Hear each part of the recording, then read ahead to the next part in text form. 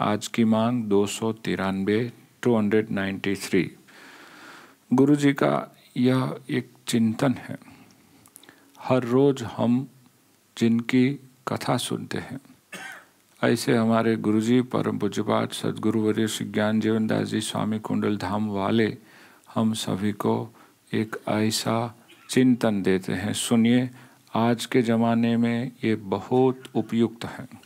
सफलता और सुख, इन दोनों को पचाने की एक अनुपम औषधि है।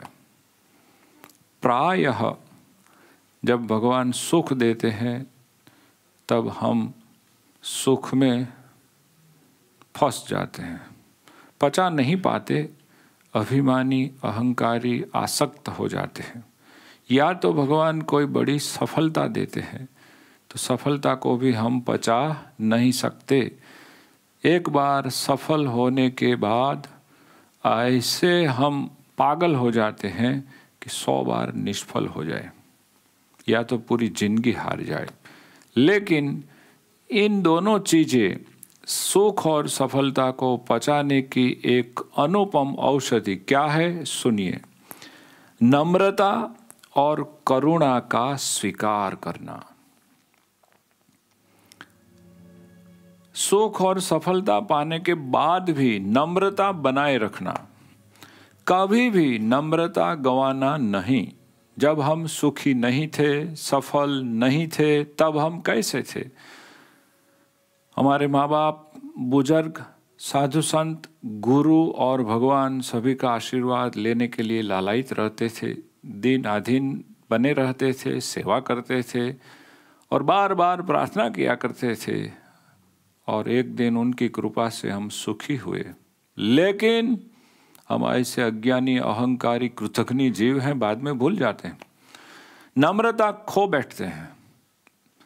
जब नम्रता चली, मान लीजिए अब सुख और सफलता रोकने पर भी नहीं रुकेंगे, वो जाएंगे।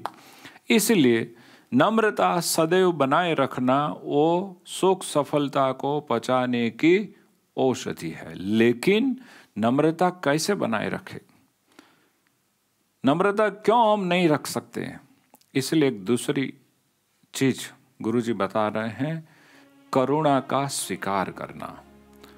मतलब जो भी जीवन में हमने पाया है, सुख, सफलता, यश, कीर्ति, वो एकमात्र मेरे ठाकुर श्री हरि जी महाराज, मेरे गुरुवर और मेरे प्रभु के प्यारे संतों, बुजुर्गों की कृपा से, करुणा से ही प्राप्त हो सका है।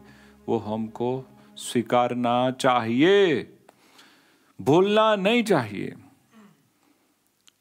स्वामीनारायण भगवान ने हम सभी के लिए ऐसे वरदान अपने गुरु से मांग रखे हैं कि जो भी आपके आश्रित हो, उनके भाग्य में कुछ भी बुरा लिखा हो, लेकिन आप आशीष दीजिए कि वे कभी दुखी न हो। तो हम लोग जब सुखी होते हैं, सफल होते हैं, तब भूल जाते हैं ये सब कृपा का ही परिणाम है। नो डाउट हमने मेहनत की थी, लेकिन मेहनत तो इस दुनिया में बहुत लोग करते हैं। सब लोग सफल नहीं हो सकते, सुखी नहीं होते। हम यदि हुए हैं तो अवश्य मानना चाहिए कि इसमें कृपा करुणा का बहुत बड़ा रोल है। यदि हम भगवान की, अपने गुरु और साधु संतों, माँ बाप की कृपा करुणा आशीर्वाद को सदैव याद रखें तो नम्रता बनाए रखना सरल हो जाएगा। और इन दो चीज़ें हम जकड़ के पकड़ रखें तो वो दो चीज़, सुख और सफलता, हम पचा सकेंगे। यदि सुख सफलता डाइजेस्ट करना है तो ये दो दवाइयाँ लेनी होगी।